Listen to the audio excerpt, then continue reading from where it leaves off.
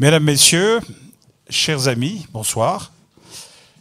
Content de vous voir à cette séance unique dans la communauté où vous allez pouvoir vous retrouver face à des candidats de 5 partis. Je salue dans la salle plus particulièrement Monsieur Jacques Reva, ambassadeur d'Israël, et les autres présidents de communiqués et d'institutions. Alors, c'est parti donc dans un mois. On est reparti pour 5 ans et pour la première fois, 3 élections majeures le même jour, au niveau européen, au niveau national et au niveau régional. Nous avons ce soir, et je les remercie, je les félicite d'être là, et je les cite dans l'ordre alphabétique, messieurs d'Allemagne, Doulkeridis, Minguin, Mayer et Renders. La soirée sera partagée en 2 parties. Une première partie où les 3 questions qui se trouvent sur la publicité et les documents que vous avez vus, les 3 questions vont être posées aux 5 participants. Chacun va répondre pendant 3 minutes. Et j'ai devant moi, messieurs, ce grand chronomètre que vous voyez. Alors, pour organiser la prise de parole, j'ai là un bocal. Je vais demander à chacun de tirer un numéro. Alors, pour vous présenter maintenant les candidats représentants des 5 partis qui sont là ce soir, je vais les citer dans l'ordre inverse de celui qui a été publié jusqu'à présent. Monsieur Didier Renders, du MR, actuel vice-premier ministre, ministre des Affaires étrangères, chef de groupe MR au Conseil communal d'Uccle et candidat sur la liste MR à Bruxelles pour la Chambre et tête de liste. Alors, tout le monde est tête de quelque chose, ou tête de liste ou tête de la liste suppléant. Si je fais une erreur, messieurs, il faut me corriger, parce que vous êtes au courant quand même, oui. Alors, monsieur Yvan Mayer, pour le PS, député fédéral, bourgmestre de Bruxelles, candidat sur la liste PS à Bruxelles pour la Chambre, premier suppléant. Olivier Minguin, FDF, actuellement député fédéral, bourgmestre de Woluwe-Saint-Lambert, candidat sur la liste FDF pour la Chambre, tête de liste. Monsieur Christos Doulkeridis, oui, il faudra changer. Hein. Monsieur Christos Doulkeridis, pour le parti écolo, secrétaire d'État, c'est là que ça va être le plus long, hein, secrétaire d'État au gouvernement bruxellois en charge du logement, du service incendie et de l'aide médicale urgente, et ministre-président du gouvernement francophone bruxellois, mieux connu sous le nom de Kokof, en charge du tourisme, de l'enseignement et du budget. Il y a quelque chose que vous ne faites pas et candidat, évidemment, sur la liste écolo à Bruxelles, pour le Parlement bruxellois, sur la liste et comme tête de liste. Et M. Georges d'Allemagne pour le CDH, actuellement député fédéral, conseiller communal à Woluwe-Saint-Pierre et candidat sur la liste CDH à Bruxelles pour la Chambre, premier suppléant. Messieurs, vous voilà décrits. Je vous dis déjà à tous bonne chance. Et on va commencer par la première question, dont vous avez eu connaissance parce que tout le monde a été averti. Cette première question, et je la rappelle pour vous qui êtes dans la salle, elle a trait à l'antisémitisme. On a 3 thèmes ce soir, l'antisémitisme, le vivre ensemble et la laïcité, et enfin Israël. Et cette première question, c'est quelles sont les réponses que les responsables politiques doivent apporter pour combattre le fléau de l'antisémitisme?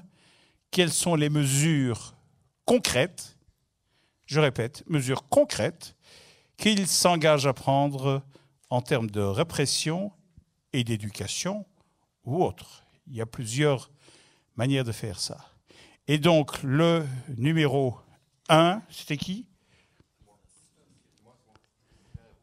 Eh bien, voilà. Start, le chrono démarre. On vous écoute. Merci beaucoup. Alors, 2 aspects, il faut qu'il démarre. Voilà. 2 aspects dans la réaction, c'est-à-dire qu'il y a d'abord la nécessité de pouvoir à la fois réagir immédiatement en ne laissant passer aucun acte d'antisémitisme et en réagissant le plus rapidement possible. Alors c'est une action qui doit se faire au niveau de la justice, mais c'est une action aussi qui doit se faire au niveau politique. Il faut que les autorités publiques réagissent immédiatement, prennent leurs responsabilités, et chaque fois que malheureusement il était nécessaire de constater un acte antisémite, quel qu'il soit, de prendre la parole, de dénoncer, de condamner. Et si nécessaire, de prendre les mesures pour pouvoir agir aussi au niveau de la justice, si ça n'est pas fait par ailleurs. Donc ça, c'est un premier volet d'action. Le deuxième volet d'action qui est beaucoup plus important et qui doit être beaucoup plus transversal, c'est de faire tout un travail sur la mémoire, tout un travail sur la culture, sur le vivre ensemble. Et c'est là que c'est pas le plus évident, parce que beaucoup, malheureusement, ont l'impression que les faits sont vieux, dépassés, qu'on peut se permettre de ne plus en parler. Et on constate effectivement que régulièrement, dans de trop nombreuses situations, dans de trop nombreux quartiers, il y a une banalisation des propos ou des actes antisémites. C'est le rôle de l'école, c'est le rôle des pouvoirs publics. Quand j'étais président du Parlement francophone bruxellois, je subsidiais, alors que ce n'était pas tout à fait mon rôle, les écoles pour qu'elles aillent faire un travail sur la mémoire, qu'elles aillent visiter Malines, Brandonk, qu'on fasse un travail de sensibilisation en les mettant en face avec des témoins de la Shoah, par exemple. Ce travail, malheureusement, ne continue pas toujours. Il y a toujours trop de raisons qui font en sorte qu'on a l'impression que ça ne doit pas rentrer dans les programmes, qu'il y a d'autres choses dont on doit parler. Je pense que c'est une erreur. Il faut aussi qu'au niveau de l'enseignement, ce soit inscrit concrètement dans des cours concrets sur la citoyenneté, sur l'histoire des religions, sur notre histoire. Je suis favorable à ce qu'on puisse transformer progressivement les cours de religion, les cours de morale dans des cours d'histoire des religions et des philosophies, avec un cours sur la citoyenneté qui doit absolument intégrer l'ensemble du cursus de notre histoire récente et des valeurs qu'on doit partager ensemble. Il me reste 13 secondes, je ne vais pas pouvoir développer une nouvelle idée dans ces 10 secondes. Plus alors pour la deuxième question. Merci en tout cas. Monsieur d'Allemagne. Bien essayé. Voilà, mais donc d'abord, effectivement, c'est un problème qui reste un problème sérieux en Belgique. Je pense qu'il y a eu une étude qui est sortie à l'occasion des 75 ans de la Nuit de Cristal par une organisation qui est basée à Vienne, qui s'appelle le FRAC, vous connaissez sans doute, et qui a montré qu'effectivement en Belgique, ce problème continue à être sérieux. En France aussi, dans d'autres pays européens, malheureusement. Ça se passe dans un contexte aussi général où la haine de l'autre augmente. On le voit à travers une série de groupes extrémistes. Mais c'est vrai que c'est un problème spécifique et particulier et qui mérite une attention spécifique et particulière. Je voudrais d'abord dire en 2 mots ce qui a déjà été fait. Vous le savez peut-être que le gouvernement sortant a mis en place et a renforcé surtout une cellule veille antisémitisme sous le pilotage à la fois de la ministre de l'Intérieur et de la ministre de la Justice. Une série d'actions ont été menées en termes d'amélioration, et ces actions ont été menées dans un groupe de travail qui a réuni les associations, le consistoire, le représentant du consistoire, une série de personnalités de la communauté juive, avec évidemment les représentants de la police et des magistrats. Donc renforcement de la veille, renforcement des mesures de sécurité, renforcement progressivement aussi de toute une série d'initiatives en matière d'éducation, parce qu'effectivement, je pense qu'il y a effectivement un volet répression, il y a un volet détection précoce des actes ou des discours antisémites, et puis il y a effectivement tout le volet éducation. Christos vient d'en parler. Alors je pense que Pour l'avenir, ce qui me paraît important, d'abord, bien sûr, c'est de maintenir ce haut niveau et ce renforcement de cette veille de cette cellule antisémitisme. La deuxième chose, moi j'aurais bien aimé, parce que cela, c'est un travail que nous avons mené au niveau du Parlement fédéral, mais qui n'a pas pu aboutir. Je pense qu'il faut véritablement essayer de travailler sur l'interdiction des groupes radicaux. Nous avions une série de propositions au CDH. D'autres partis avaient d'autres propositions. On n'a pas réussi à se mettre d'accord. Je pense qu'il est important que pour la prochaine législature, on puisse travailler là-dessus. Troisième chose, même s'il y a eu beaucoup de bonne volonté, je pense, de la part de certains médias, moi je reste extrêmement inquiet de voir dans les médias sociaux, dans les blogs des journaux, même si là aussi il y a eu des évolutions, à quel point les discours de haine continuent à être extrêmement importants, réguliers. Et donc moi je plaiderais vraiment pour qu'il y ait une loi qui interdise l'anonymat. Moi j'ai déposé une loi sur la burqa, parce que je pense que quand on est dans l'espace public, on doit pouvoir être visible contre la burqa. Et je pense que c'est la même chose. Quand on s'exprime dans l'espace public, on doit pouvoir être identifié. Et je pense que dans ce domaine-là, on doit pouvoir travailler également. Et puis, moi, je souhaiterais beaucoup qu'on puisse évidemment continuer à soutenir, à renforcer les initiatives telles que celle du CCLJ, qui est cette initiative « La haine, je dis non ». Je pense que ça a été une magnifique initiative, et ce genre d'initiative doit évidemment être soutenu pour l'avenir. Je vous remercie. Merci beaucoup. Monsieur Mayer. Bien, d'abord je rappellerai que l'antisémitisme dans notre loi, dans notre arsenal juridique est un délit. Et il ne faut évidemment pas remettre cet élément-là en cause, qui est essentiel. Nous sommes un des pays qui a été pionnier en cette matière, et donc la condamnation du racisme et de l'antisémitisme non plus comme étant une opinion, mais carrément un délit, je pense que c'est quelque chose qui doit évidemment être renforcé. Et je rejoins immédiatement ce que Georges Dallemange vient d'évoquer. Globalement, on a de quoi poursuivre quand ce délit est commis sur la place publique. C'est plus compliqué quand ce délit est commis au travers des réseaux sociaux.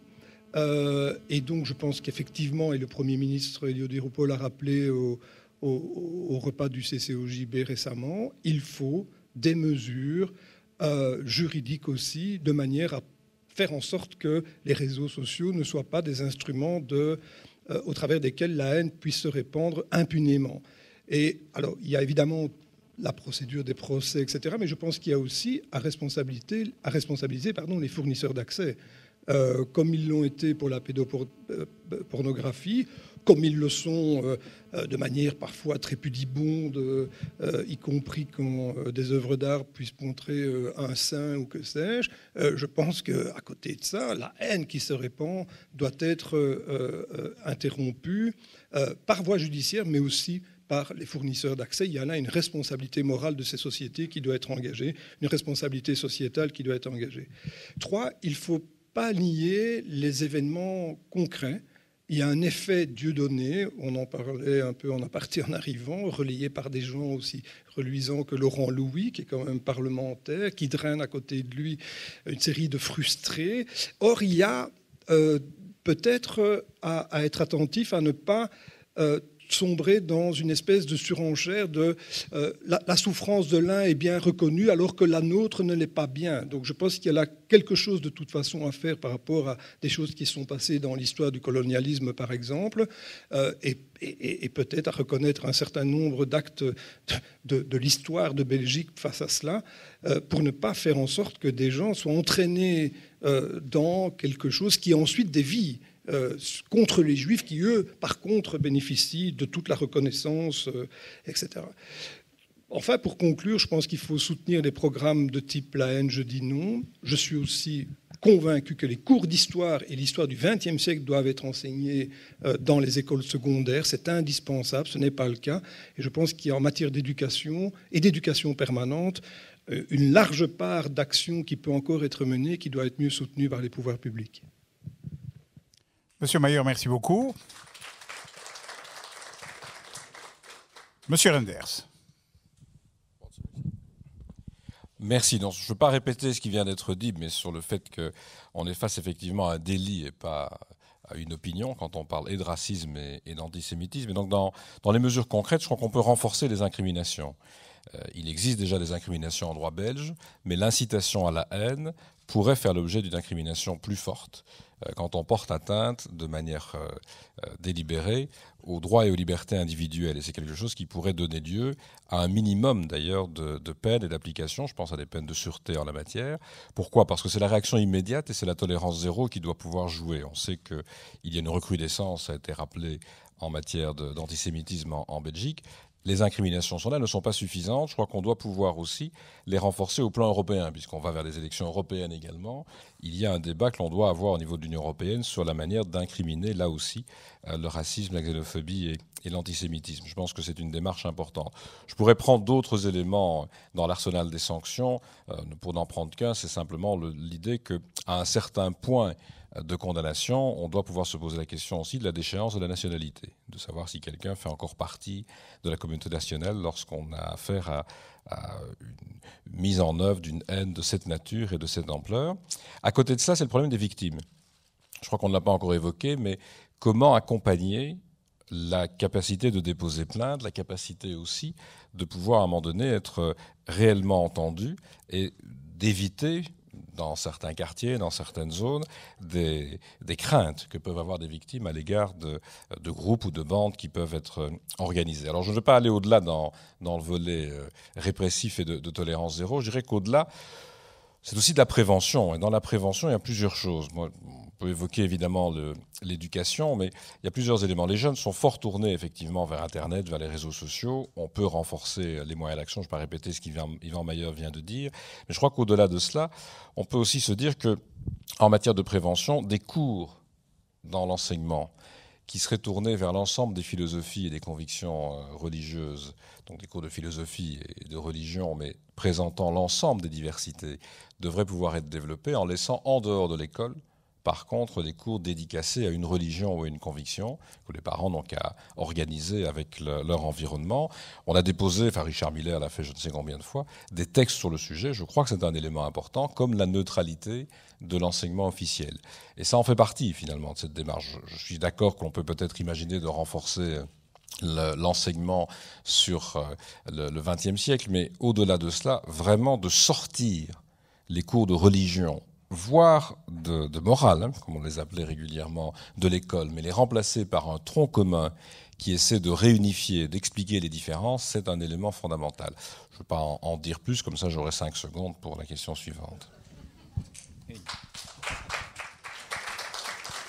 Monsieur Renders, merci. Et alors donc pour cette première question, on va conclure avec Monsieur Minguin. Bonsoir. Alors, je crois que les constats, nous les partageons. Les faits restent préoccupants. Le site antisémitisme.be recense les faits. Marco Lowenstein, qui le gère, me transmet régulièrement les constats. On voit bien que même si la statistique qu'il recense, elle est constante, même si elle ne reflète certainement pas toute la réalité. D'abord, il y a un phénomène qui est en effet inacceptable, c'est que notamment les jeunes qui sont pris à partie à la sortie de l'école, on connaît le problème notamment pour l'école Maïmonide, c'est peut-être la passivité des autorités locales à prendre les mesures concrètes, immédiates, d'accompagnement sur le terrain pour faire face à ce type de comportement, d'insultes, de haine, qui touche très directement dans la vie au quotidien les membres de votre communauté qui se déplacent en des lieux qu'ils fréquentent. Je crois qu'il doit y avoir une volonté politique plus affirmée de prendre des mesures d'accompagnement, de prévention, de surveillance et d'intervention immédiate. Parce que la plainte est une chose, mais le fait est néanmoins déjà commis sans qu'il y ait eu toujours une réaction rapide. Deuxièmement, il faut sans doute aussi, dans les corps de police, renforcer la vigilance, la formation et la disponibilité pour donner suite aux plaintes enregistrées. Je connais bien les corps de police comme bourgmestre, Yvan aussi. Une plainte pour insulte, oui, bon, on enregistre. Vous voulez vraiment qu'on acte, vous voulez vraiment que... et ainsi de suite, ainsi de suite. Il y a donc une obligation qui doit être rappelée par les autorités du parquet comme par les autorités politiques de donner suite systématiquement à la plainte, non seulement l'acter, l'enregistrer et mener enquête. systématiquement. Il doit y avoir une volonté inébranlable. Et ce n'est pas évident de motiver de la même manière tous les membres des corps de police à ce propos. Et il faut que le parquet en fasse une priorité de sa politique. C'est parce que la lutte contre la première forme d'intolérance est déjà la manière de prévenir l'intolérance suivante. Puis, il faut que l'on garde également une vigilance extrême, commune, et moi je salue toujours mes collègues bourgmestres qui ont le courage de faire ce qu'on fait également dans d'autres pays. On l'a vu, on évoque l'affaire du Lyonnais.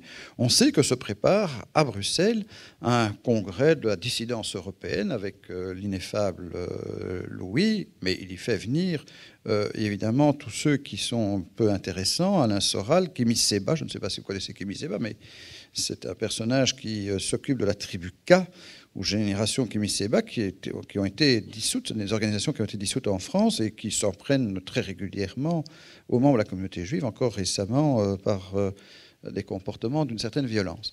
Donc, il faut qu'on ait le courage de dire qu'on a la volonté d'interdire. Moi, je salue le courage qu'a eu Valls d'interdire les spectacles de Dieudonné. Il n'y a pas de tolérance à avoir pour les gens qui sont des ennemis de la liberté, de la tolérance, de la liberté d'opinion. Donc sur ces questions-là, moi je suis très très ferme, il faut avoir une volonté commune. Merci beaucoup.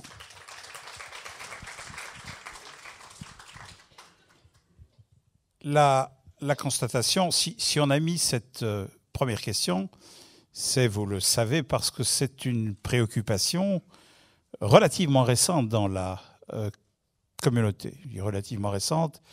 Il y a 10-15 ans, ce qu'on croyait ne plus pouvoir vivre parce que les préjugés étaient passés, parce que la Shoah était passée par là, effectivement, on la voit renaître, on le voit renaître, cet antisémitisme, et de milieux qu'on ne connaissait pas avant. La source de l'antisémitisme est nouvelle. Il faut appeler un chat. Un chat, nous qui avons des équipes qui se promènent et qui enseignent le non à la haine, eh bien la haine, ils la rencontrent au quotidien et l'insulte sale juif est devenue une insulte commune, malheureusement assez récurrente dans les cours de récréation. Et donc la lutte contre les préjugés et contre l'antisémitisme, effectivement, elle doit commencer très tôt, puisque c'est à la maison, à la télévision, à la radio, dans les mosquées, qu'on enseigne que le juif, que le yahout, j'ai dit qu'il fallait appeler un chat, était celui qu'on pouvait et qu'on devait haïr. Et donc, effectivement, on peut avoir toutes les mesures répressives qu'on veut, il les faut, mais la source, elle est en amont, et c'est un phénomène relativement nouveau. Et je fais le pas là avec la question numéro 2. La communauté juive qui a su s'intégrer sans s'assimiler, sans disparaître, qui a appris, depuis longtemps d'ailleurs, ce que signifie le mot vivre ensemble, puisque les Juifs vivent ensemble avec tellement d'autres communautés qui veulent bien les accueillir quand ils ne les chassent pas. Le problème de vivre ensemble, et particulièrement à Bruxelles, on sait ce que ça signifie.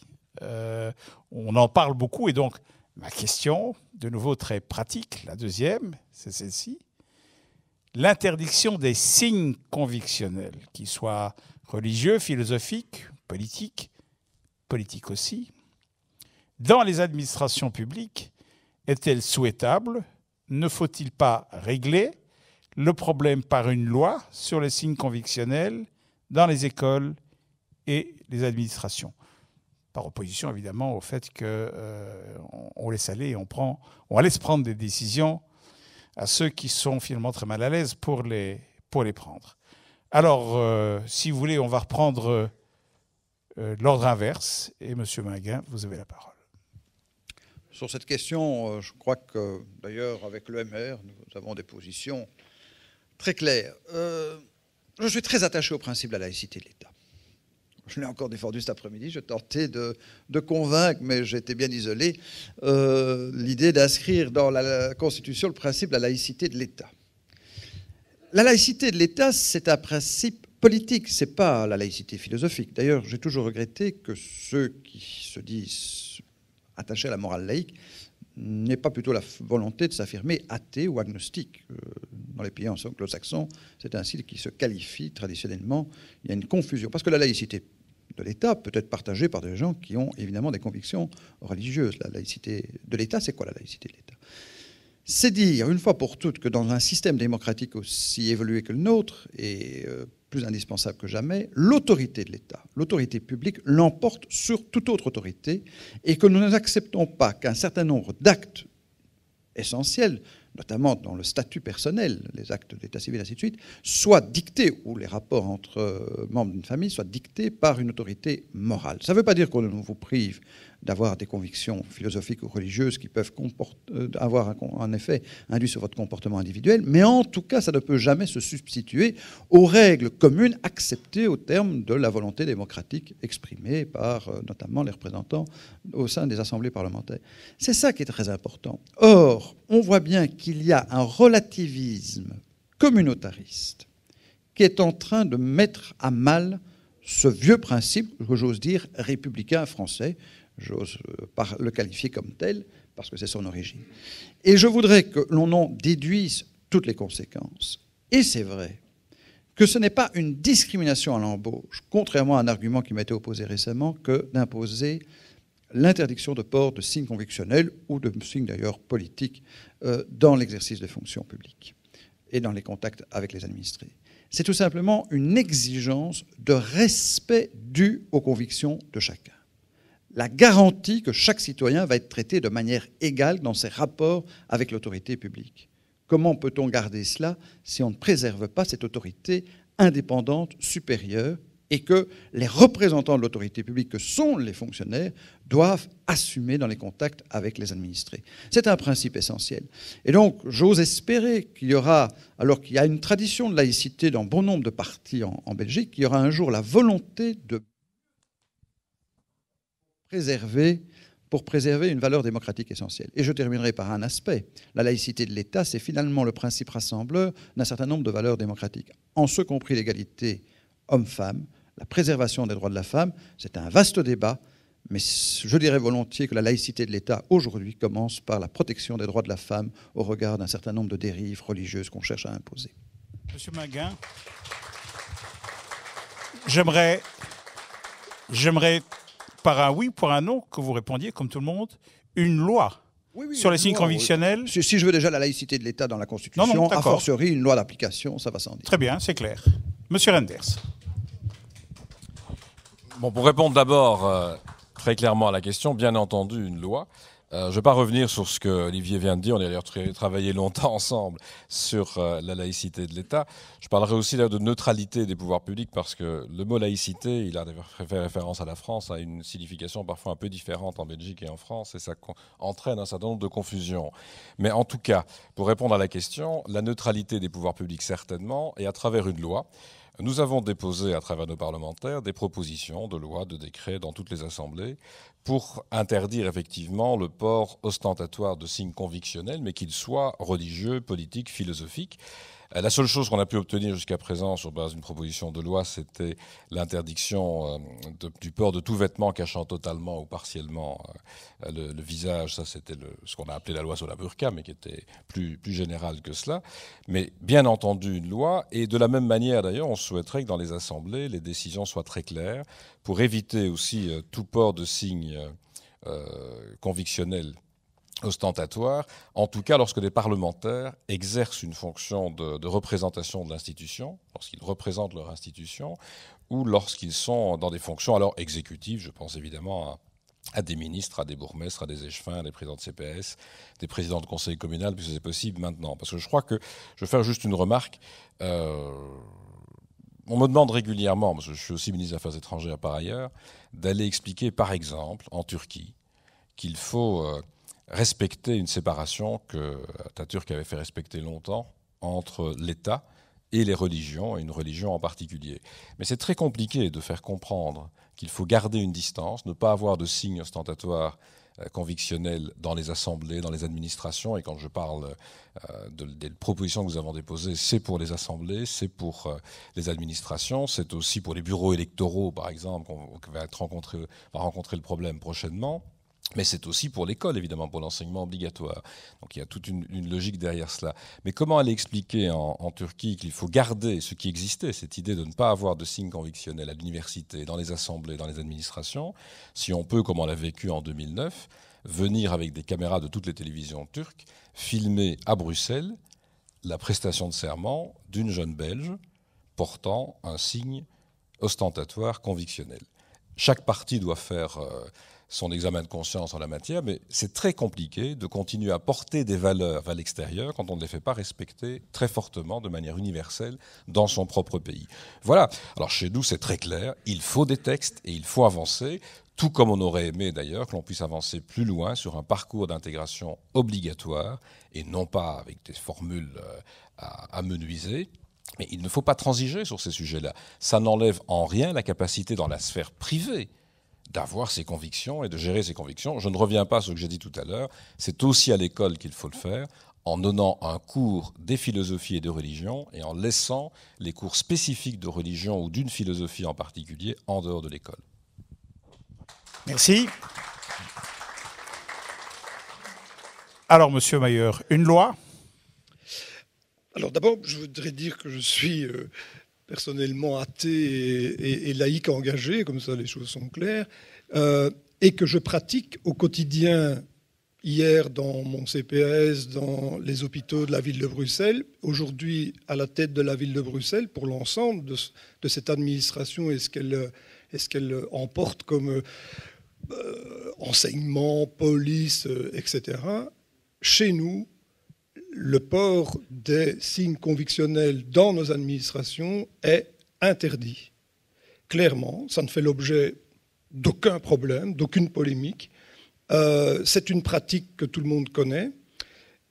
Mais c'est aussi, chez nous, qu'on a ouvert très tôt les portes de nos institutions à la réalité sociologique de la population bruxelloise. C'est-à-dire que travaillent dans nos hôpitaux, travaillent au CPS, travaillent à la ville, etc.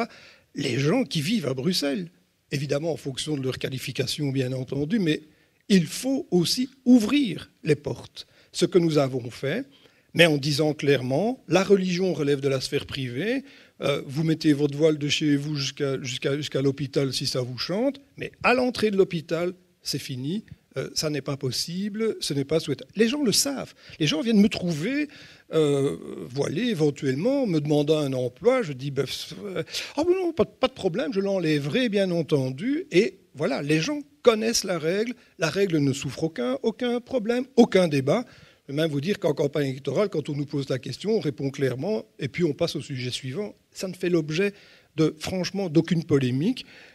En tout cas avec la population. Il y a toujours des groupes qui ont un intérêt à défendre, que sais-je, mais la population, elle, ne pose pas de problème par rapport à ça. Alors moi, je veux bien une loi, à condition qu'elle ne nous fasse pas revenir en arrière par rapport à notre pratique aujourd'hui à la ville de Bruxelles. Parce que si c'est une loi qu'on va maudire et qui dit « oui, mais jusqu'à 18 ans ou à partir de... » Moi, je n'entre pas là-dedans. Donc, j'ai très peur d'une loi, sauf si elle est évidemment aussi claire que la pratique qui est la nôtre. Oui, mais voilà, il n'y a pas que nous ici, il y a aussi d'autres gens. Voilà. Donc, si la loi traduit la pratique qui est la nôtre, bien entendu, je la souhaite à l'ensemble des institutions publiques de ce pays. Je veux ajouter et faire un lien avec ce qui a été dit sur le débat précédent. J'ai fait en sorte qu'au niveau de la police de Bruxelles, on entame maintenant une formation des policiers aux discriminations, etc., le racisme, l'antisémitisme, mais aussi au respect dû aux femmes. Et pour moi, c'est essentiel que cette formation ait lieu, qu'on soit attentif à ça et que ça fasse partie des priorités. Je crois qu'en effet, ça fait partie du vivre ensemble, de l'égalité, de la promotion de la liberté et de l'égalité entre les individus que la police, les institutions publiques doivent aussi faire respecter. Voilà. Merci. C'est d'Allemagne. Monsieur d'Allemagne, est-ce que, comme vos trois prédécesseurs, vous êtes prêts à voter une loi avec eux au Parlement demain? Oui, mais avec les mêmes remarques qu'Yvan Mayer. Moi, je remarque, et je pense que ça a été sage de la part de la majorité sortante au niveau de la région, de la communauté française. Je remarque qu'aujourd'hui, il y a des contentieux qui sont en cours, notamment dans le nord du pays, sur la question du port du voile, et qu'on vient d'avoir l'avis de l'auditeur, ce contentieux se poursuit. Je pense que ce qu'il faut, si on légifère, et moi nous sommes partisans d'une législation, si on légifère, c'est qu'effectivement il y ait une stabilité, c'est qu'effectivement il y ait une consolidation d'une série d'acquis et que cette loi ne soit pas attaquée immédiatement et qu'elle ouvre éventuellement le champ à une instabilité sur le plan juridique. Moi, vous savez que notre parti est favorable au fait qu'il y ait une interdiction du port du voile à l'école jusqu'à 16 ans. Parce que nous considérons que jusqu'à 16 ans, il y a la question de la protection des jeunes. Je pense que, et donc c'est sous l'aspect protectionnel que nous nous basons sur cet aspect-là. Je pense que la neutralité ne s'applique pas aux jeunes, il ne s'applique pas aux enfants, il s'applique aux institutions. Comme d'ailleurs quand un jeune ou quand un individu se présente dans un hôpital, dans une poste, etc. La même chose pour l'école. Je pense que la question de la neutralité sur le plan juridique, à mon avis, ne se pose pas pour les enfants. C'est plus l'aspect protectionnel. Et dans les faits, je remarque que de toute façon, la plupart des institutions et des écoles interdisent aujourd'hui le voile à l'école. La même chose pour les administrations publiques. Nous sommes d'accord également pour qu'il y ait, en tout cas pour les fonctions régaliennes, en tout cas pour toutes les fonctions de contact avec le public, qu'il y ait une interdiction. Je remarque aussi, et nous étions dans la majorité avec le PS, et donc nous étions à la ville de Bruxelles parfaitement d'accord avec cette règle, que dans les faits, la plupart des administrations aujourd'hui, effectivement, imposent le fait qu'on ne porte pas de signe convictionnel. Donc c'est un élément qui, aujourd'hui, est la réalité dans la plupart des cas. Est-ce qu'il faut une loi ? Moi, encore une fois, nous sommes a priori demandeurs. Nous souhaitons d'abord que ces contentieux aujourd'hui qui sont en cours soient vidés pour qu'on puisse effectivement vérifier qu'il y a là une base juridique suffisamment solide que pour pouvoir aller de l'avant et que, éventuellement, s'il y avait une interdiction par la loi, elle ne soit pas cassée par la Cour constitutionnelle. Mais la loi, c'est vous qui la faites, non ? Oui, mais elle peut être. Nous ne sommes pas au-dessus de la Constitution. Il y a aujourd'hui des questions préjudicielles qui ont été posées à la Cour constitutionnelle. Je pense qu'il est sage d'attendre de voir ce qu'elle va répondre à ces questions. Très bien. Monsieur Doulkeridis. Alors, je vais vous donner la position que l'on dit partout et la position de mon parti, parce que parfois on peut dire des trucs qui sont personnels, mais en même temps, si je suis ici, c'est pour représenter mon parti, il faut être le plus cohérent possible. Je voudrais d'abord vous dire, et vous verrez que je ne dirai pas totalement dans le sens du poil, que vous avez fait une transition entre la première question et la deuxième question. Vous disiez, bon, il y a des actes antisémites qui sont de plus en plus importants, et ces dernières années, ils font l'objet d'une partie de la population d'origine maghrébine. Vous avez dit, il faut appeler un chat ou un truc comme ça. Et je l'ai constaté moi-même, je faisais un travail avec nos écoles pour les emmener tous les ans à aller visiter Brendong, Malines, sensibiliser, expliquer comment est-ce que la haine se construit, pourquoi est-ce qu'il faut échapper à cette haine, comment est-ce qu'il faut inverser la tendance et tout ça. Et on avait des rencontres avec les témoins de la Shoah et j'avais des jeunes qui leur disaient c'est ça, oui, ce que vous avez vécu, c'est rien à côté de ce que les Palestiniens vivent dans les territoires occupés, etc. Et donc, c'est pour ça que quand je disais tout à l'heure le travail sur la mémoire, le travail sur la citoyenneté, sur notre histoire, il est fondamental. Il est absolument fondamental. Et si on rate ça, on va continuer à voir ce genre de trucs. Mais là où je voulais vous dire que je n'étais pas tout à fait d'accord avec le raccourci, c'est que je ne peux pas accepter, ou je pense que si on veut vraiment combattre l'antisémitisme, de réduire ça à cette partie de la population. Il faut s'attaquer à ce antisémitisme-là, mais il faut aussi constater que partout en Europe, il y a une montée des antisémitismes, et ce n'est pas le fruit seulement, malheureusement, d'une partie de la population, qu'elle soit musulmane ou pas.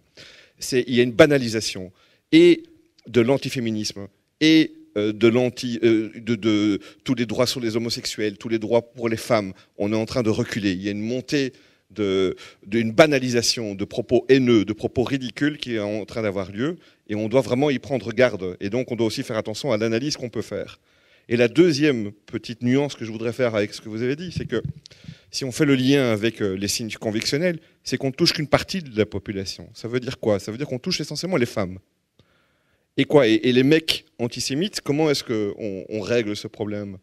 par rapport aux signes convictionnels? Comment est-ce qu'on règle les hommes qui sont avec leurs signes convictionnels? Ça veut dire qu'on ne cible que les femmes qui sont musulmanes, par exemple, ou qui sont, etc. C'est très. Mais oui, mais c'est quand même une mesure qui est clairement sexiste aussi, par rapport à cette volonté que je peux comprendre, de se dire il faut garantir la neutralité de nos fonctions publiques, il faut garantir la neutralité de nos administrations, mais je ne veux pas non plus que par la mesure que l'on va prendre, qu'on contribue finalement à aussi contribuer à une espèce de forme de sexisme que je pense est un des problèmes que l'on a aussi. Ce qui était indispensable, c'est de rappeler sans cesse les combats pour le féminisme qui ont été ceux de femmes surtout, et puis d'hommes aussi qui les ont rejoints depuis des années et des années sur l'image de la femme, et qui sont extrêmement importants quand on parle aussi de ces questions-là. Et je voudrais donc, je trouve que par rapport à la transition que vous faisiez, moi j'étais mal à l'aise par rapport à ces deux questions. La position d'écolo sur les signes convictionnels dans les administrations est qu'il faut, et qu'on est prêt à voter une loi qui puisse les interdire pour les métiers qui sont investis d'une autorité. Donc nous ne sommes pas, je le dis clairement, pour une interdiction totale. Parce que, d'abord, la Convention européenne des droits de l'homme estime dans sa jurisprudence qu'il n'y a pas de raison et que ce n'est pas plaidable de pouvoir demander que ça soit interdit de manière généralisée. Et donc nous estimons par contre que quand on représente effectivement l'autorité publique, que ce soit à la police, que ce soit à l'école, que ce soit à la justice, à l'armée, etc., là, il doit y avoir une interdiction de port de signes convictionnels. Merci.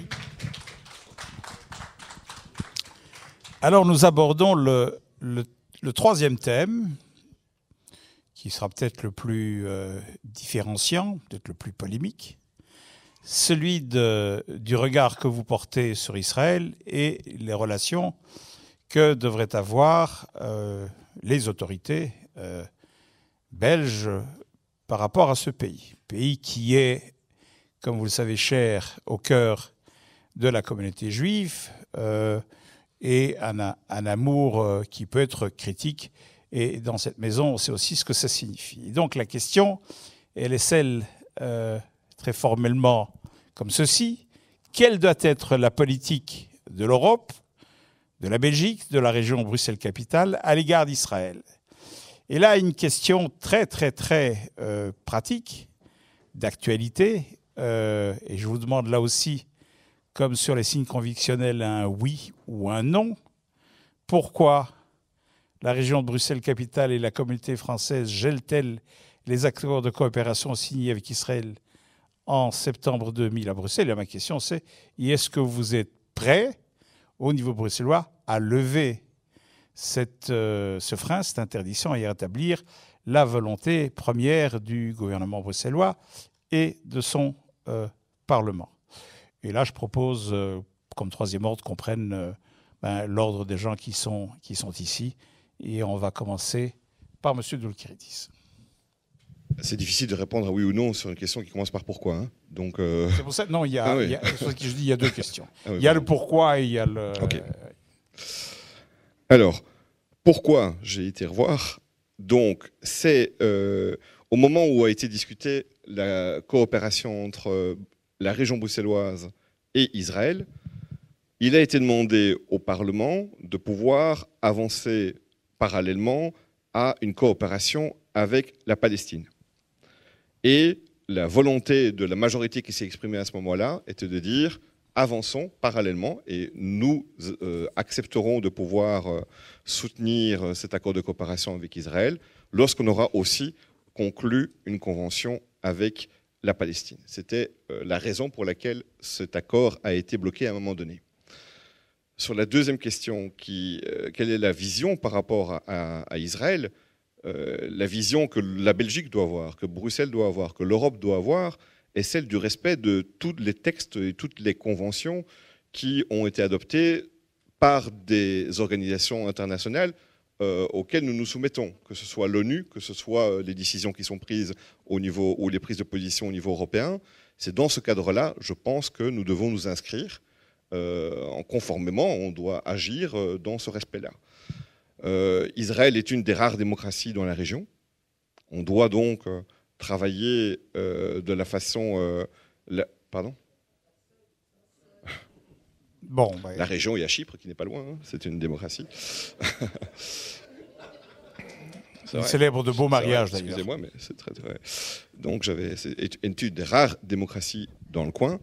Et donc, nous avons à avoir des relations telles que nous pouvons avoir avec un autre État démocratique. Nous avons des liens qui sont importants et qui sont liés aussi avec une partie de notre population qui a aussi des liens avec ce pays. Donc, comme d'autres pays européens, par exemple, où nous avons des attaches plus particulières, nous devons avoir des relations les plus proches, les plus aimantes, comme vous l'avez dit, mais aussi critiques quand c'est nécessaire, en fonction des décisions qui sont prises. Mais la balise juridique est celle des décisions qui sont prises par les organisations internationales auxquelles nous adhérons et auxquelles nous participons dans le processus décisionnel. Monsieur Mayer.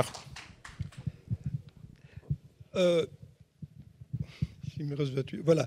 Donc, la position qui doit être la nôtre est celle d'un dialogue constructif, normal, avec une démocratie, son gouvernement. Ça veut dire qu'on peut aussi contester ce gouvernement, être en désaccord, par exemple, sur les colonies, être en désaccord sur la construction du mur. On peut évoquer des sujets comme ceux-là, mais ça ne veut pas dire, et je ne partage pas cette opinion, qu'il faille boycotter Israël. Je pense au contraire qu'il faut développer des programmes d'échange.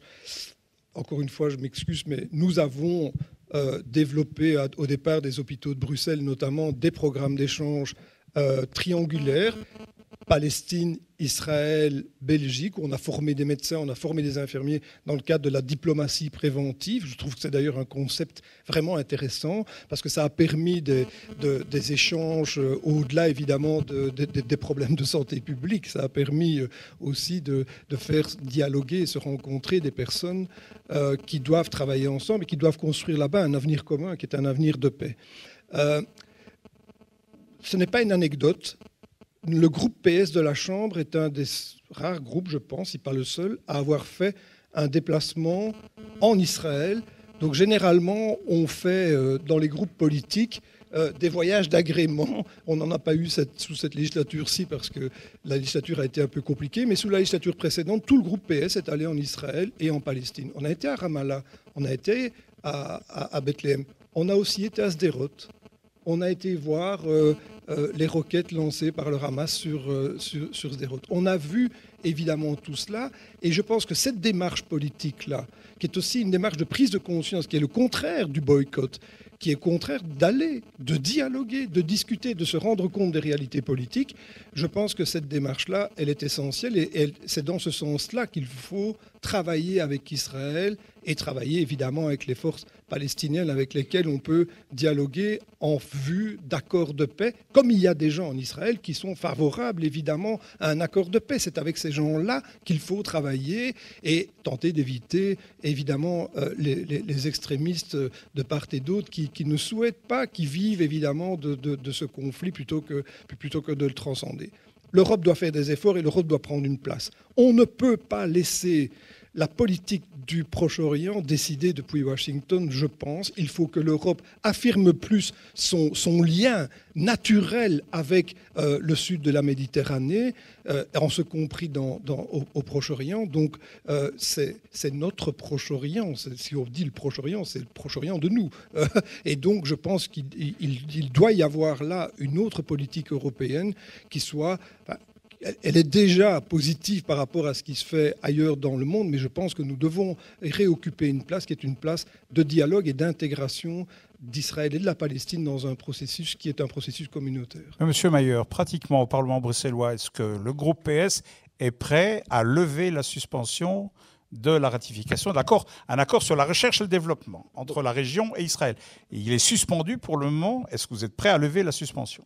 Très clairement, moi, je trouve que cette suspension est absurde. Je pense qu'il ne faut pas poursuivre dans cette voie et je pense que certainement les chercheurs, les universitaires, les gens qui sont dans ces créneaux-là sont certainement les gens avec lesquels il faut dialoguer, bien entendu, aussi en Israël. Vous, Yvan Mayer, mais le PS... Le PS, je m'exprime pour le... D'accord. Je suis quoi, moi, ici Non. Non, parce que vous avez fait la... Monsieur Renders. Le PS. Le PS. Bien, mais d'abord peut-être sur le point concret. Moi, j'apprends de temps en temps de bonnes nouvelles. Donc, si je comprends bien, il y a une majorité au Parlement bruxellois pour lever la suspension. Si le PS, effectivement, est d'accord de le faire. Et dans la majorité, le PS est dans la majorité. Non, mais je vais m'expliquer pourquoi. L'accord, il est de 98. Il a été finalement ratifié en 2000. Mais en 2002, je veux juste préciser, Christos, ce qui a été dit, ce n'est pas qu'on demandait un accord avec la Palestine. Il y a une majorité alternative à l'époque. C'est pour ça que je dis que c'est une bonne nouvelle aujourd'hui, parce qu'on pourrait refaire une autre majorité alternative de la même manière, même si ça avait été le cas. Mais il y a une majorité PS, CDH et Écolo. Oui, mais il y a eu une majorité PS, CDH et Écolo en 2002 pour demander de signifier à l'État d'Israël la suspension de l'accord conclu avec la région de Bruxelles-Capitale jusqu'à ce que la conclusion d'un accord de paix entre Israël et la Palestine, c'est le texte, excuse-moi, qui a été voté, Christos, permette l'exercice d'une coopération fructueuse. C'est absurde. Je pense qu'effectivement, il faut lever cette suspension. Alors, il y a plusieurs éléments. Le premier élément sur lequel je veux insister, c'est que, bien entendu, là, je crois que, je le fais souvent au nom de la Belgique, mais d'autres l'ont fait à mes côtés, nous plaidons pour une solution à 2 États et on veut effectivement faire avancer la solution politique. On reste très critique sur le comportement du gouvernement d'Israël. Chaque fois qu'il y a eu des décisions prises en matière de colonisation, on s'est exprimé sur le sujet. De la même manière, Yvan l'a rappelé, en matière de diplomatie préventive, on n'hésite pas à être présent sur le terrain, y compris dans les territoires palestiniens. Et c'est vrai qu'on l'a fait avec des hôpitaux bruxellois, on le fait avec d'autres acteurs. Mais quand on regarde la situation, il n'y a pas de raison de maintenir une suspension qui était quand même une décision un peu particulière, prise, je le répète, par une majorité alternative par rapport au gouvernement de l'époque, à la région bruxelloise, d'autant que depuis, je peux comprendre qu'on soit critique par rapport à... C'est vrai, je reconnais que Chypre n'est pas loin, mais enfin, une des rares démocraties de la région, alors que par exemple, on signe des accords avec de très grandes démocraties dans d'autres régions, comme la Chine, comme la Russie, sur laquelle il n'y a à peu près rien à dire, ou sur Cuba. Je crois simplement qu'il faut à un moment donné revenir sur Terre et se dire, est-ce que vraiment des accords de coopération dans des matières comme celle-là peuvent être suspendus pendant aussi longtemps avec Israël, alors qu'on n'a aucune raison évidente, en tout cas, de maintenir cette démarche. Enfin, moi je répète, je suis ravi d'entendre ce soir que le groupe PS serait d'accord d'aller dans cette voie, parce que j'ai l'impression que bon, on va entendre d'autres intervenants, mais il n'y a peut-être pas exclu qu'après le 25 mai, ou en juin, ou en juillet, je ne sais pas, on puisse annoncer la levée de la suspension. Ce serait une très bonne nouvelle.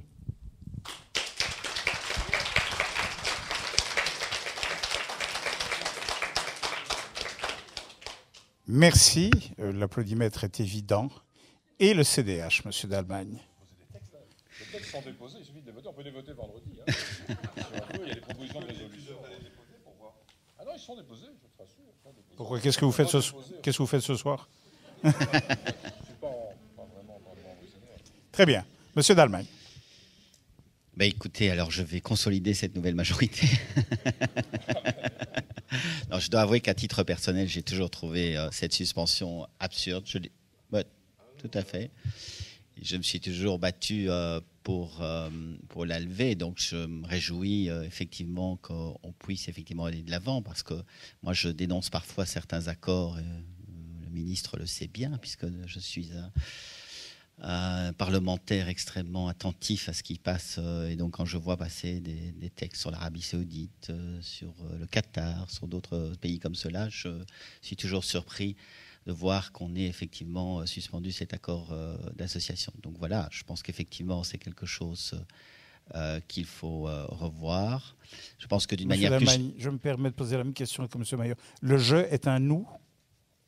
Mais écoutez, moi en tout cas, je me bats sur ces questions-là, et ceux qui me connaissent ici savent que je me bats très clairement pour qu'on n'ait pas des positions absurdes comme celle-là. Donc c'est clairement une position qui ne me paraît pas correcte. Vous m'excuserez d'insister, le jeu est mais, un nous. Vous parlez au nom du CDH? Moi, je parle au nom du CDH, oui. Non, mais je veux dire, quand vous dites je me suis opposé, est-ce que dans la prochaine législature, vous êtes prêt à vous allier aux autres partis qui sont exprimés jusqu'à présent pour que le CDH à Bruxelles lève enfin cette suspension? Bien sûr, parce que je l'ai dit d'ailleurs. J'ai eu l'occasion d'en parler avec l'ambassadeur d'Israël, son prédécesseur notamment, et donc je pense qu'effectivement c'est une position qui ne me paraît pas correcte.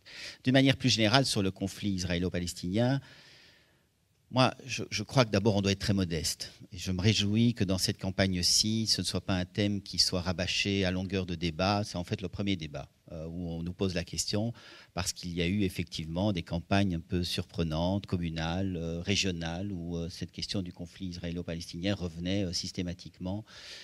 Ici, c'est plus légitime. Je pense que nous sommes aussi dans une campagne fédérale. Mais je crois qu'il faut bien se rendre compte qu'on doit être modeste, qu'on doit agir, je pense, au sein de l'Union européenne. Il y a une position européenne. Moi, je trouve que c'est une position qui me paraît raisonnable, bonne, que notre gouvernement défend. Et moi, je me rallie à cette position-là. Je dirais, je n'ai qu'un seul regret, c'est que j'ai parfois l'impression que certains radicaux de part et d'autre pensent que le temps joue pour eux. Et moi, je pense que le temps joue contre la solution à ce vieux conflit. Je trouve que voilà, on n'a pas toujours senti la même flamme, la même volonté qu'il y a eu lors de négociations précédentes. Bon, là, aujourd'hui, on sait qu'elles sont mortes. Mais je trouve qu'il faut faire attention, parce qu'on sait bien qu'il y a des désastres aujourd'hui graves tout autour d'Israël, et qu'il y a des conflits aujourd'hui autrement plus violents, brutaux, qui se passent autour d'Israël, et que d'une certaine manière on est un peu dans une phase peut-être d'attente, comme celle, une phase de... Mais je crois vraiment qu'on doit pouvoir retrouver, si possible, les hommes et les femmes qui essaieront d'aller de l'avant, de trouver des compromis et de faire en sorte qu'on ait peut-être un jour effectivement ce vieux conflit derrière nous. Donc moi je le souhaite en tout cas aux Israéliens comme je le souhaite aux Palestiniens, parce qu'effectivement je peux comprendre à la fois les problèmes de terreur, les problèmes de sécurité d'une part, et la volonté d'autre part d'essayer d'avoir un État qui soit viable. Voilà, mais je le dis toujours, moi, beaucoup de modestie dans un conflit qui, je pense, nous dépasse largement, mais dans lequel, je pense, l'Europe doit quand même essayer de s'impliquer plus qu'elle ne le fait aujourd'hui. Monsieur Dalman, merci. Et pour conclure, Monsieur Minguin. Monsieur le Président, je n'ai jamais cru au miracle. Mais ce soir, j'ai le sentiment que je vais commencer à croire, et que ça soit dû au Centre communautaire laïque juif, c'est que ça devient sérieux, n'est-ce pas? Donc, je crois que...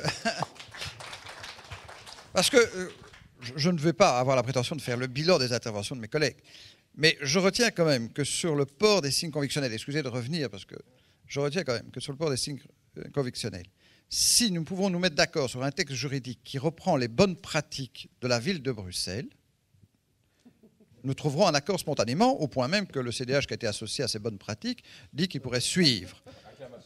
Donc, non, d'abord, on n'a pas au préalable l'avis de la Cour constitutionnelle. Ça, ce n'est pas la procédure juridique. Enfin, ça, je ne vais pas faire un petit cours. Et deuxièmement, oui, mais donc, il n'en demeure pas moins qu'un acte législatif est supérieur à certaines décisions administratives prises par arrêté ou par règlement, ainsi de suite dans les écoles. Enfin, donc, je trouve que c'est un immense progrès, et je crois qu'il faudra, j'ose espérer, qu'il y aura un large écho au-delà de cette salle.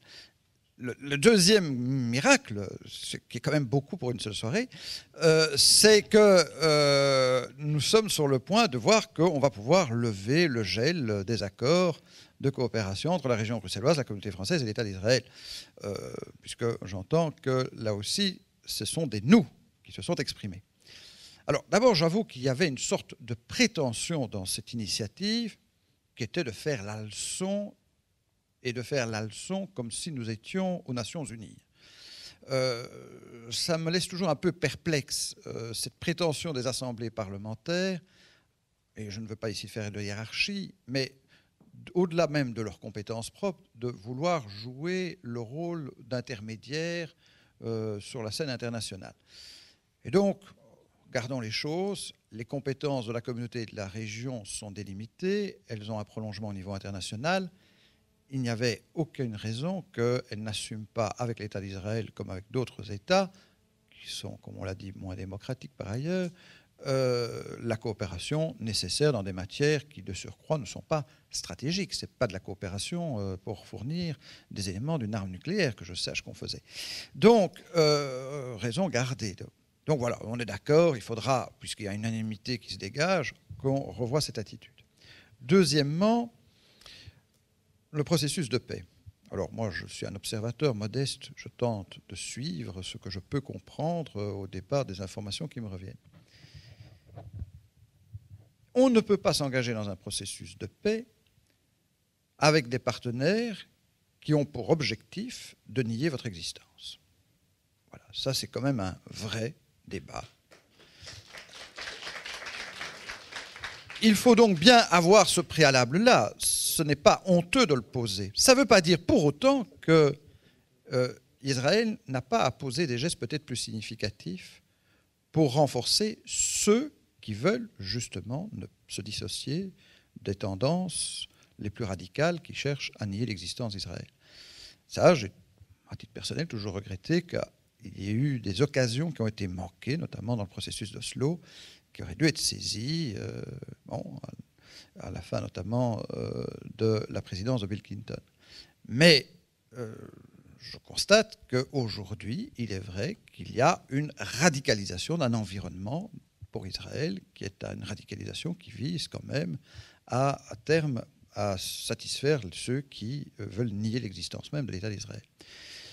Monsieur Manguin, je propose que vous poursuiviez votre conclusion très intéressante. Voilà, et je dirais tout simplement que je souhaiterais qu'en effet aussi l'Europe s'implique davantage. L'Europe est un bailleur de fonds important dans la région. Elle n'a peut-être pas le poids politique, mais ça, ce n'est pas aux partenaires de la négociation qu'il faut le reprocher, c'est à l'Union européenne elle-même en raison de ces déficiences de processus internes. C'est un autre débat.